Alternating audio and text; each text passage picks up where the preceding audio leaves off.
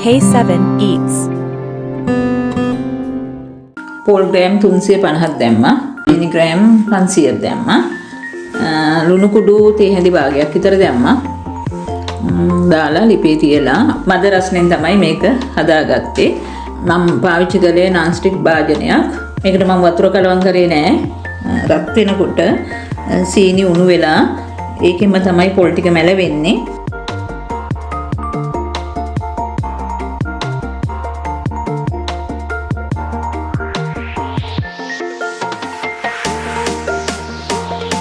අන්තිමට මම දැම්මා වැනිලා තේ හැඳි එකමාරක් වගේ දැම්මා. කලරින් ඉතින් අවශ්‍ය පාටක් දාගන්න පුළුවන්. මම නම් ඉතින් මාළඟ තිබුණේ නිල් පාට කලරින් මම ඒන් ටිකක් දාගත්තා.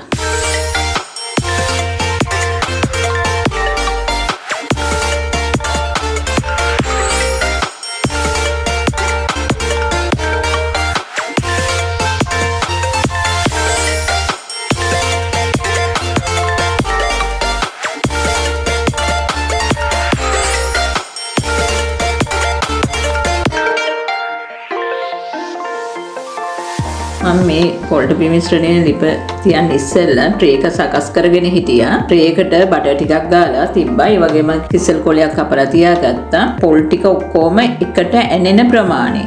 එකට එකතු වෙන ප්‍රමාණයෙන් ඒ පදමට තමයි මම ට්‍රේ එකට බාගත්තේ.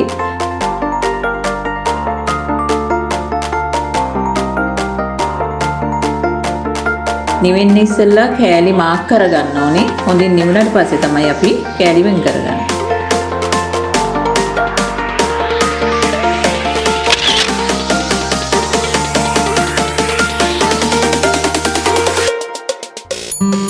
K7 eats.